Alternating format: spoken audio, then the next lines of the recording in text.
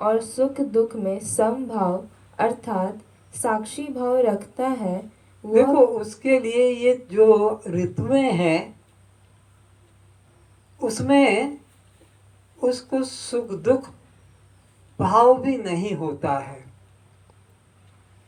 अज्ञानी के लिए सुख और ज्ञानी के लिए समता रहती है। सर्दी आने से भी, गर्मी आने से भी, वर्षा होने से भी, बसंत आने से वो समान रहता है। उसकी दृष्टि में भेद नहीं होता। सब में वो एक चेतन तत्व को, एक आत्म तत्व को, एक ब्रह्म तत्व को ही देखता है। जो निंदा स्तुति को समान समझने वाला, मननशील और किसी प्रकार भी शरीर निर्वाह होने से सदा संतुष्ट है तथा रहने के स्थान आश्रम में ममता व अहंकार रहित और आत्मा में स्थिर बुद्धि रखने वाला ज्ञानी भक्त ही जीवन मुक्त है। जो ज्ञानी बुद्धि के समाधान और असमाधान को, हित व अहित को नहीं जानता है, ऐसा शून्य चित्त वाला जो विदेह कैवल्य को प्राप्त हुआ है, वही जीवन मुक्त है। ये सभी जो लक्षण बताए जा रहे हैं ये ज्ञानी पुरुषों के आचरण की महिमा गाई जा रही है कि वो ज्ञानी, उसका जीवन, उसका व्यवहार कैसा होता है। तो एक ही बात देखी गई है कि वह समता भाव वाला होता है, यथा प्राप्त में संतुष्ट रहता है और अधिक पाने की कामना नहीं करता है और किसी में भी द्वैत बुद्धि नहीं रखता है। बस वही जीवन मुक्ति के आनंद को प्राप्त करता है। जीवन मुक्ति के आनंद प्राप्त ज्ञानी का क्या लक्षण होता है, वो अपने जीवन में फिर उसे देखना चाहिए कि ये लक्षण जो बताए गए हैं, समता भाव, संतोष का भाव, प्रेम भाव, राग द्वेष से रहित होने का भाव, निंदा और स्तुति में समता हो, मान अपमान में जो समान हो, सुख दुख में जो समान हो, सर्दी गर्मी में जो समान हो, सब में समता भाव, साक्षी भाव, दृष्टा भाव रखता हो, बस वह ही ज्ञानी जीवन मुक्त है, वही आनंद को प्राप्त होता है। चित्त जब तक द्वैत दर्शन करता है, भेद देखता है, तब तक चित्त में राग द्वेष, अपना पराया, मान अपमान के भाव आंदोलित होते रहते हैं। तभी तक संकल्प विकल्प उठते रहते हैं। तभी तक ही हित अहित का ध्यान बना रहता है। यह सब देह के साथ तादात्म्य बुद्धि के कारण ही मन तरंगित होता है। जिसके मन में देह भाव प्रबल है, मैं हिंदू, मैं ब्राह्मण, मैं प्रेसिडेंट, सेक्रेटरी, डायरेक्टर, सुपरिटेंडेंट,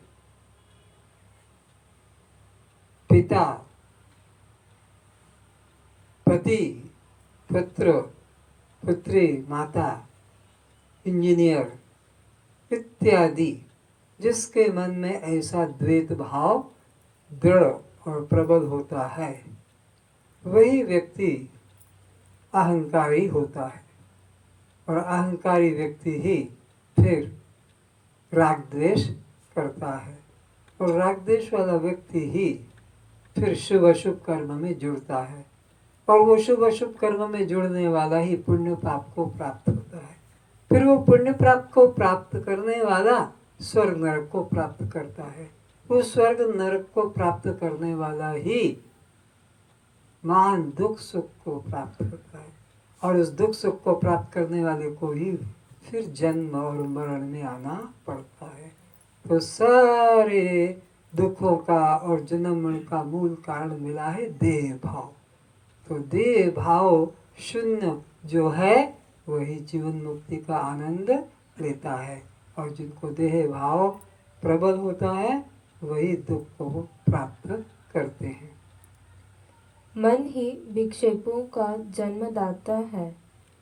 जब मन से द्वैत समाप्त हो जाता है, सर्वत्र एक अभिन्न आत्मा दृष्टि जागृत हो जाती है, तब उसमें विषय वासना, सप्रीहा, कामना, इच्छाएं समाप्त हो जाती है। फिर से जब मन से द्वैत समाप्त हो जाता है, मूल क्या चीज मालूम पड़ रही है? द्वैत।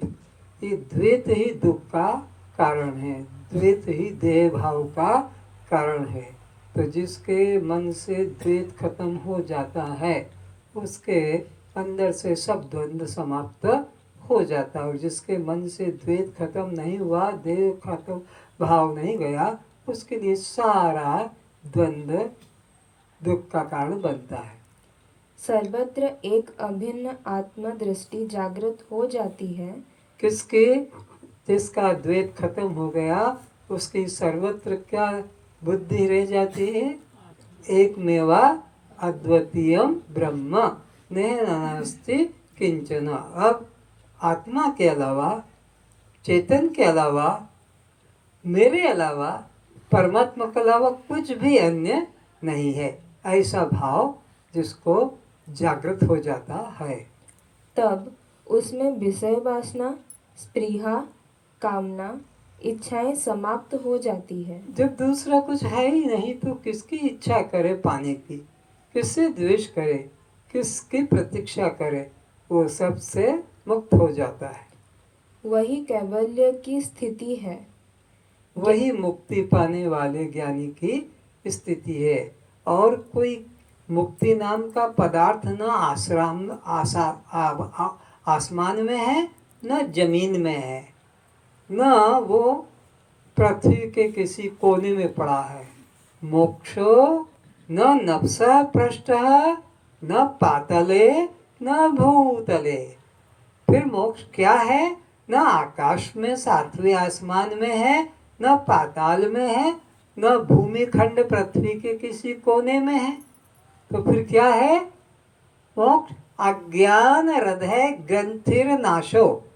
हृदय में जो ये अज्ञान की गांठ लगी है कि मैं चैतन्य होते भी देह मान बैठा, अजन्मा होते हुए भी जन्मने वाला, और अमृत होते हुए भी मरने वाला, और आनंद रूप होते भी दुख वाला, मैंने अपने को जो मान लिया, ये ग्रंथि किसी गुरु कृपा से छिन्न भिन्न हो जाए। अज्ञान हृदय ग्रंथिर नाशो मोक्षिति स्मृतिया। ऐसी श्रुतियों स्मृतियों में बस मोक्ष की इतनी सी परिभाषा बताई है कि तुम्हारे अंदर देह भाव समाप्त हो जाए और मैं दृष्टा साक्षी आत्मा हूँ, ये भाव जग गया, यही मुक्ति है। और तुम मुक्ति नाम का कोई देश, कोई पदार्थ, कोई पद मत समझ लेना। ज्ञानी का चित्त तो ज्ञान के समय ही ब्रह्म में, चैतन्य में लीन हो जाता है। जैसे नमक पानी में गिरते ही पानी में एकाकार हो जाता है, इसी तरह चित्त रूपी चीनी ब्रह्म के पानी में मिलकर एकाकार हो गया। नदी जैसे सागर में मिल गई, अब नदी की पृथक सत्ता कहाँ रही? इसी एकत्व को ही समाधि कहते हैं। जब चित्त ही ब्रह्म में लीन हो गया, समाधि ले गया, तब अन्य समाधि कौन करे? पानी में जैसे मिश्री अथवा नमक गल जाने से एक रूपता को प्राप्त हो जाती है, इसी तरह आत्मा के साथ मन तद्वित हो जाने ही समाधि कहलाती है। जो विद्वान अहं मम शून्य हो चुका है, अर्थात यह मैं हूँ, यह मेरा है, इस अभिमान से मुक्त हो चुका है और मुझ अधिष्ठान चैतन्य के अतिरिक्त कुछ भी अन्य सत्य नहीं है, ऐसे निश्चय वाला पुरुष सब क्रिया व्यवहार करता हुआ भी कुछ नहीं करता है, क्योंकि उसको कर्तृत्वाभिमान नहीं है। अहं भाव तथा मम भाव के मिट जाने से सर्वत्र एक आत्मा का ही दर्शन होता है। ज्ञानी के मन से अभिमान जब हट जाता है, मैं मेरा भाव मिट जाता है, तो फिर उसको दूसरा कुछ दिखता ही नहीं। हर रूप में वो अपने को ही जानता है। और जिसने अपने को हर रूप में देख लिया, उसका अब राग द्वेष किसके प्रति होगा? अपने को जिसने सब रूपों में जान लिया, उस ज्ञानी के मन से राग द्वेष समाप्त हो जाता है। अपने अलावा अब उसे कुछ भी अन्य नहीं दिखाई पड़ता। यत्र यत्र मनो याति तत्र तत्र समाधेय। तत्वदर्शी महात्मा की जहाँ भी वृत्ति जाती है, वहाँ उसे स्व ब्रह्मानुभूति ही होती है। तुम स्वप्न नहीं, सिनेमा ग्रह में जो भी देखते हो, पूरा राम राज्य, रामचरित्र, रामायण, सिनेमा ग्रह, पर वहाँ एक पर्दे और प्रकाश के अलावा कुछ भी नहीं। पर्दा है, उस पर वो जो लाइट पड़ती है माया फिल्म में से, वो होता है। लेकिन अंदर लाइट खुल जाएगा, पिक्चर खत्म हो जाएगा, तुम्हें खाली पर्दा, ऐसा ही पर्दा मिलेगा। ना वहाँ पर रथ है, ना लक्ष्मण है, ना लव है, ना कुश है, ना लंका है, ना हनुमान है, ना आग लग रही है, ना कुछ मार काट हो रही है। सब ब्रह्म है वो। तो ऐसे ही ज्ञानी की दृष्टि में एक चैतन्य के अलावा दूसरा कुछ भी नहीं है। जहाँ भी दृष्टि पड़ती है, वो एक चैतन्य को ही देखता है। अकल अलग अलग शक्ल दिखती है, व्यवहार अलग अलग है, जीवन अलग अलग है, लेकिन सब में एक चैतन्य तत्व को ही अनुभव करता है। जब जगत का ही अभाव हो गया, वह किसकी आशा, अपेक्षा और इच्छा करे? जब जगत ही नहीं है, तो फिर कौन इच्छा करेगा वहां जाने की और पाने की? अरे कोई जगह होगी तभी तो जाने की, पाने की इच्छा करेगा। गंधर्व नगर आकाश में अगर होगा, तब तो हम चलो भाई विमान में बैठ के, प्लेन में बैठ के वहां पहुंच जाएंगे। लेकिन गंधर्व नगर आकाश में है ही नहीं, तो उसको पाने की, वहां जाने की इच्छा ही नहीं होगी। चंद्रलोक जान लिया, पर वहां पीने को पानी नहीं है, तो वहां जाने की इच्छा ही नहीं होगी। मंगल ग्रह तक पहुंच गए हैं, अभी वहां जीवन निर्वाह का साधन है या नहीं, ये निर्णय नहीं हो पाया, तब तक कोई जाने की इच्छा कैसे करेगा? जब खुल जाएगा रहस्य, तो लोग जाना आना शुरू करेंगे। तो जब संसार है ही नहीं, तो उसको फिर पाने की उसके मन में इच्छा भी नहीं होती है। फिर भी प्रारब्धानुसार जो भोग व कर्म आ जाता है, वो उसे करता है, उसका त्याग नहीं करता। कर्म का, भोग का, स्थान का, परिवार का, पद का त्याग नहीं करना है। हमें जो हमारे प्रारब्ध से हमें मिल रहा है, उसको प्रभु का प्रसाद समझकर सेवन करना है। उसे हमें त्याग करके और अपने को त्यागी बनाना नहीं है, क्योंकि यहाँ जब ब्रह्म ही है, तो हम त्याग भी ब्रह्म का ही करेंगे। तो इसलिए ज्ञानी व्यक्ति को जो प्रारब्ध से प्राप्त होता है, पद कहो, भोग कहो कि वस्तु कहो, उनका वह त्याग नहीं करता है। कर्म का त्याग नहीं करता है, बल्कि कर्ता भाव का कर्म की वासना का त्याग करता है। बस ज्ञानी में यही विशेषता है। अज्ञानी की तरह ही उसका जीवन है, खान पान रहन सहन परिवार, लेकिन अज्ञानी उन कर्मों में अपने को कर्तापन में जोड़ देता है जो प्रकृति से हो रहा है। ज्ञानी की यही विशेषता है कि उन कर्मों में वो कर्तापन नहीं जोड़ता है, कर्म प्रकृति के द्वारा हो रहे हैं और वो उसका केवल साक्षी बना रहता है। इसलिए ज्ञानी को कर्म बंधन या जीवन बंधन रूप नहीं है। अज्ञानी को कर्म न करना भी और जीवन भी बंधन रूप होता है। क्यों? कि उसमें उसका कर्ता भाव जुड़ा है। कर्म न करने में भी मैं कर्म नहीं करता, मैं बहुत त्यागी हूँ, मैं बहुत विरक्त हूँ, मैं ऐसा हूँ, मैं वैसा हूँ, ये जो अहम भाव है यही उसके बंधन का कारण है। ज्ञानी में किसी प्रकार का द्वैत या अहम भाव नहीं, इसलिए वो संसार में आनंदित रहता है, उसे संसार दुख रूप नहीं लगता है। ज्ञानी कर्म करता दिखाई पड़ने पर भी ज्ञानी कर्म करता नहीं, इसलिए बंधन में नहीं पड़ता। ज्ञानी कर्म करता दिखाई तो पड़ता है, लेकिन सचमुच में ज्ञानी अपने अंदर से किसी कर्म का अपने को करता नहीं देखता। क्या देखता है? आंखें देख रही है। क्या देखता है? वो कान सुन रहे हैं। क्या देखता? वो नासिका सूंघ रही है। क्या देखता? वो जिह्वा चख रही है। क्या देखता है? वो हाथ कर्म कर रहे हैं। क्या देखता है? वो पैर चल रहे हैं। वो देखने वाला यहाँ खड़ा है सर के ऊपर और फिर देख रहा है कि हाथ कर रहे हैं, पैर चल रहे हैं, वाणी से बोला जा रहा है, नाक से सूंघा जा रहा है, मन बुद्धि से संकल्प विकल्प निश्चय किया जा रहा है, चित्त से चिंतन हो रहा है और अहंकार में अभिमान हो रहा है। वो देख रहा है, ये हो रहा है, इधर हो रहा है और वो देख रहा है। जैसे ये प्रकाश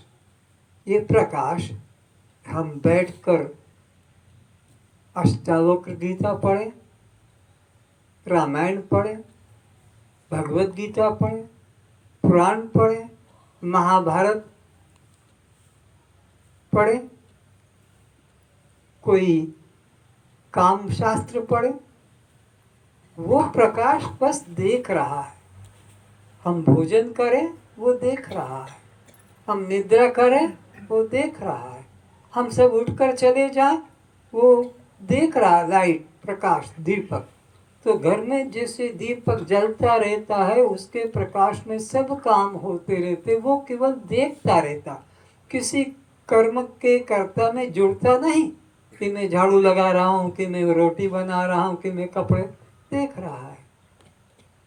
ऐसे ज्ञानी जैसे घर का बूढ़ा,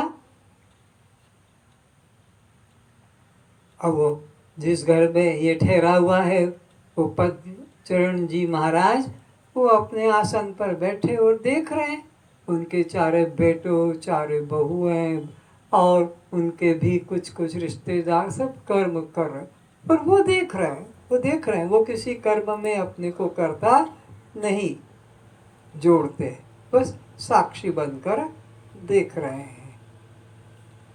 तो ज्ञानी व्यक्ति भी केवल देखता है साक्षी बनकर, और ये सारा प्रपंच पंच कर्मेंद्रियों से, पंच ज्ञानेंद्रियों से, पंच प्राणों से, अंतःकरण मन बुद्धि चित्त अहंकार से हो रहा है। हो, ये ज्ञानी के जीवन में क्या रहता? हो रहा है, और अज्ञानी के जीवन में कर रहा हूँ। वो ऊपर से उतर आ जाता है और इसमें जुड़ जाता है, भीड़ में आकर घुस जाता है और जूते खाता है। ऐसी आदत होती लोगों की, तमाशा घुस कर देखेंगे चाहे कोई जूते खा भी पड़े। तो ज्ञानी साक्षी बनकर रहता है। साक्षी भाव में कर्म नहीं बनते, इसलिए फल भी नहीं वो कर्म अकर्म रूप हो जाता है। ज्ञानी कर्मी क्यों नहीं होता है कि ज्ञानी के मन में कर्मों के प्रति मुख रुचि एमती करता भाव के ही नहीं, उसके अंदर कभी ऐसा भाव होता ही नहीं कि मैंने कर्म किया है। बस वो साक्षी रहता है कि कर्म हो रहा है, मालिक देख रहा है, नौकर अपना अपना काम कर रहे हैं, कोई ड्राइवर है, कोई अपना अकाउंटेंट है, तो कोई गार्डनर है, कोई माली है, तो कोई अपना वाशरमैन है। घर में, बड़े घर में हर काम के नौकर लग जाते हैं, घर का मालिक देखता रहता है और किसी कर्म में जुड़ता नहीं। तो ज्ञानी भी इसी प्रकार हर कर्म का साक्षी रहता है। अज्ञानी कर्म न करने पर भी उससे कर्म बन जाता है। मैं कर्म नहीं करता हूँ यह अहंकार करना भी एक कर्म हो जाता है। तो कर्म न करने का भी भाव मन में अगर है तो भी कर्तापन आ गया। ज्ञानी के द्वारा कर्म होने पर भी कर्तापन का भाव नहीं जगता है, कर्म होने पर भी कर्ता भाव नहीं आता है। भगवान ने अर्जुन को यही सिखाया कि मैं युद्ध करूंगा, तू ये अभिमान मत कर, और मैं नहीं करूंगा ये अभिमान भी मत कर, और मैं युद्ध करूंगा ये भी अभिमान मत कर, बल्कि तू कर्म करते हुए भी मैं कर रहा हूँ ये अभिमान मत जगा।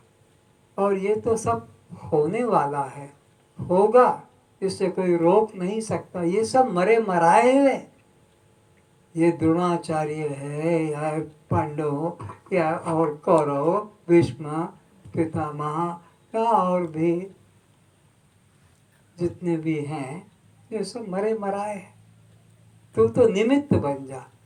तो ज्ञानी तो केवल निमित्त बनता है, ये सब कर्म तो अपने आप प्रकृति से हो रहे हैं। अहंकार रहित कर्म यह ज्ञानी के शरीर का हलन चलन मात्र है, क्योंकि उसे न वासना है, न कर्म में अहंकार होता है, न कर्म फल स्पर्श करता है। आज बस इतना ही।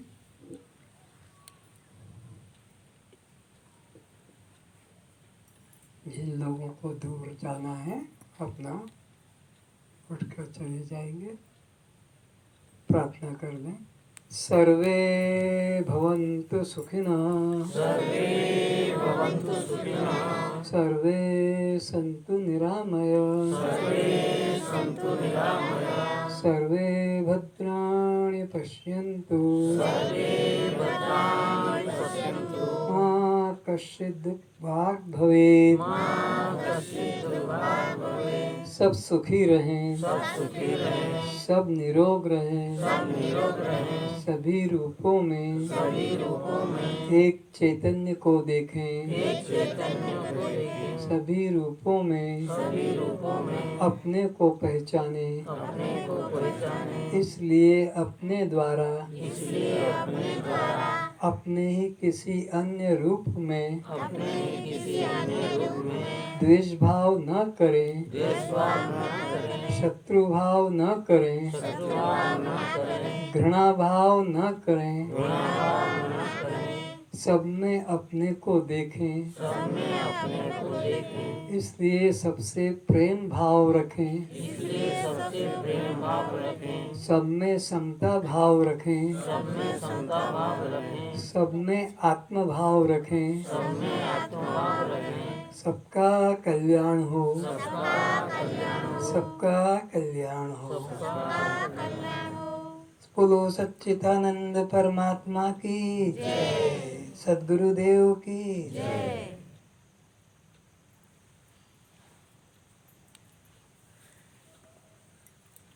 बोलो एक भजन बोलना है।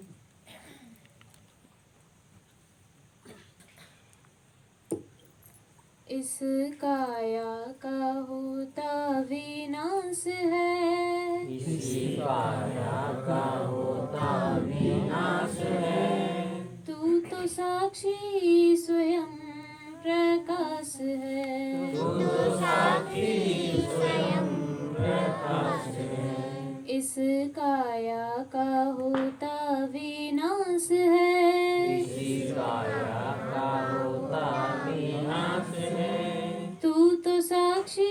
स्वयं प्रकाश है। तू तो साक्षी स्वयं प्रकाश है। पंचभूतों में तन विस्तारा, पंचभूतों में तन विस्तारा। तू तो दृष्टा है देखनहारा। तू तो दृष्टा है देखनहारा। पंचभूतों का तन विस्तारा, पंचभूतों का तन विस्तारा। तू तो ज्ञाता है जाननहारा। तू तो ज्ञाता है जाननहारा। तेरा कण कण में रहता निवास है। तेरा कण कण में रहता निवास है। तू तो साक्षी स्वयं प्रकाश है। तू तो साक्षी स्वयं प्रकाश है। इस काया का होता विनाश है। इसी काया का होता विनाश है। तू तो साक्षी स्वयं प्रकाश है। तू तो साक्षी स्वयं प्रकाश है। जैसे गहनों में सोना ही पाया, जैसे गहनों में सोना ही पाया। तैसे घट घट में तू ही समाया। जैसे घट घट में तू ही समाया। जैसे कागज में मिट्टी ही पाया, जैसे सागर में मिट्टी पाया। तैसे घट घट में तू ही समाया।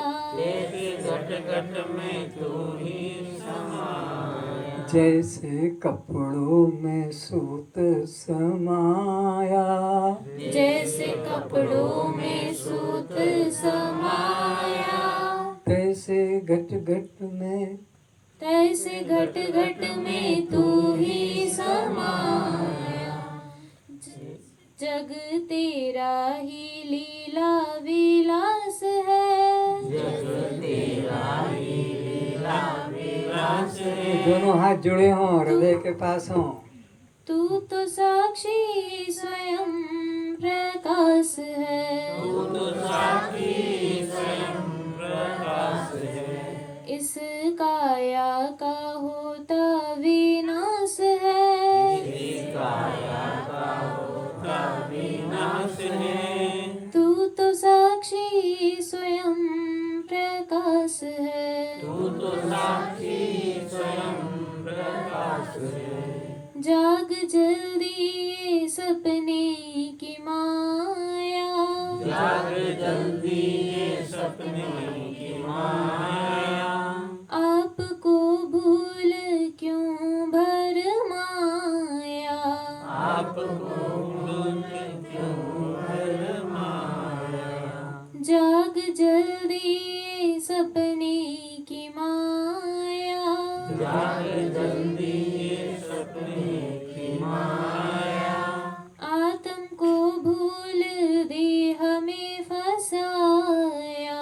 आत्म को भूल देह में फसाया। स्वामी हो के बना क्यों दास रे। स्वामी होके बना क्यों दास रे। तू तो साक्षी स्वयं प्रकाश है। तू तो साक्षी स्वयं प्रकाश है। इस काया का होता विनाश है। इसी काया का होता विनाश है। तू तो साक्षी स्वयं प्रकाश है। तू तो साक्षी स्वयं प्रकाश है। भूल तेरी है तू ही मिटा दे। भूल तेरी है तू ही मिटा दे। पूर्ण ब्रह्म हूँ निश्चय जगा ले। पूर्ण ब्रह्म हूँ निश्चय जगा